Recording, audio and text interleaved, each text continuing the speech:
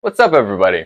So, I'm doing another episode of the story behind the painting, and for this one, I wanted to do my one of my favorite paintings. I think, just from a technical aspect, it was I wouldn't say hard, but it was challenging. I don't do portraits too often, and so I'm trying to break into that with a few of my pieces recently, and it's something that's really been bugging me that I try to get things accurate. Even though I love doing abstracts mostly and kind of, I wouldn't even call them surrealist, just kind of otherworldly things. I want to be able to have the technical skill to dive into realism if need be. And so here is the painting of Billy Strings.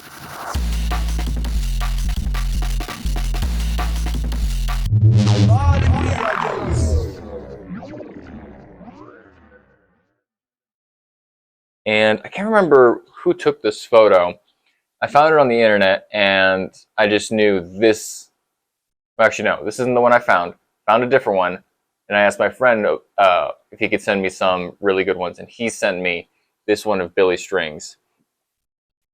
And as you can see, I really tried to do the hair properly to do justice to his golden locks, and I thought this just really embodied his music because I have a very wide influence of music in my life. I listen to different genres. I like to listen to mostly electronic. I like Sybient, dubstep every once in a while. D&B a lot. If you know my channel intro, you'll hear the D&B influence from one of my favorite producers, Edward Gutteridge. He did it for me specifically. Great friend of mine. And I also have a strong love for bluegrass. Growing up, I heard a lot of it, lots of, Bill Monroe and, Grand Ole Opry type stuff as a child. And that influenced me later. And I kind of fell off of it because a lot of it started sounding the same. But Billy, his voice, it just speaks to me. And his lyrics, the way it's a modern take on bluegrass, which is a great old American art form of music. And he's kind of taken it back and made it modern. And so I wanted to honor him with his influence on me by doing a portrait of him. And I'm doing, I don't know if I've done the Solival Singer one yet. I'll have to look it up. But I also have a painting of Maynard that I did that's pretty good. Recently it got hurt at due to an accident. Wasn't my fault. One of my friends, like some glue from a hot glue gun got on it and tried to get it off, and it ripped off some of the canvas. It's fine. I'm going to get it fixed, but it made me a little sad. But that one will be the next in the series, I believe, for my singers, ones that I'll be putting up here. But this is the first one I did in the series of singers that have influenced my life.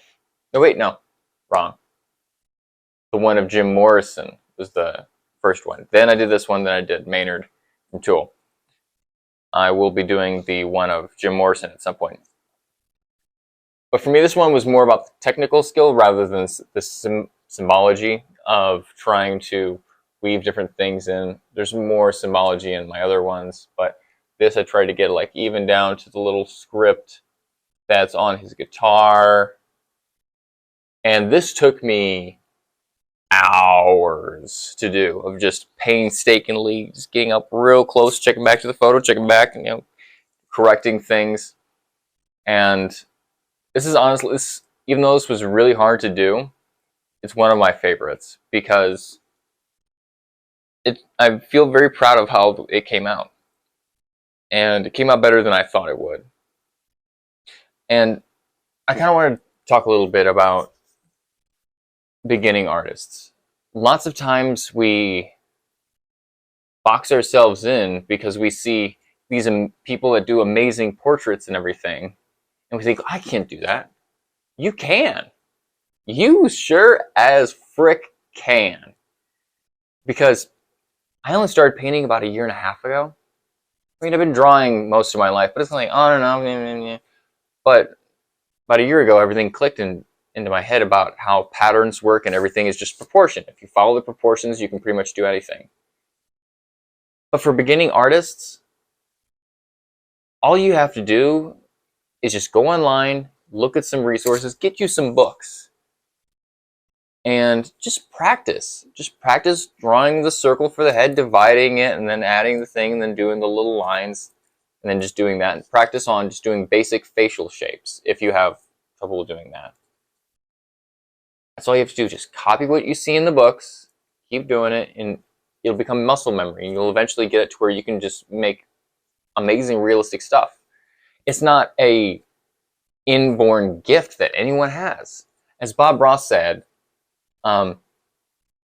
talent is a pursued interest. So just pursue this interest, and you'll be able to get it. And so, like, if you're a beginning artist, I want to encourage you, keep doing it, no matter even if you hate your stuff, save every piece, even the stuff you hate. If you make a mistake, keep going, move on, and then do better on the next piece. Because if you erase everything and try to be like, oh, it was just horrible, you throw it away, you'll never be able to go back and look at, see, where did I make a mistake? It's about analyzing your own work that makes you improve. It's great to have a teacher and everything, but most of this stuff you can just learn on your own. And so that's what I would like to encourage you with. If you're a beginning artist, or if you're an intermediate artist and you're just having trouble, just keep going. Every time you do a piece of art, you will improve.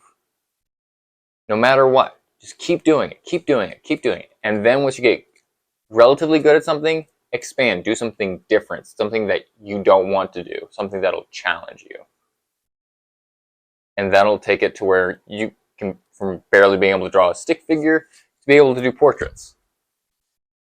I'm not saying this is like the greatest portrait in the world, but this is a huge improvement for me from going from, like, when I used to draw portraits, it was not good.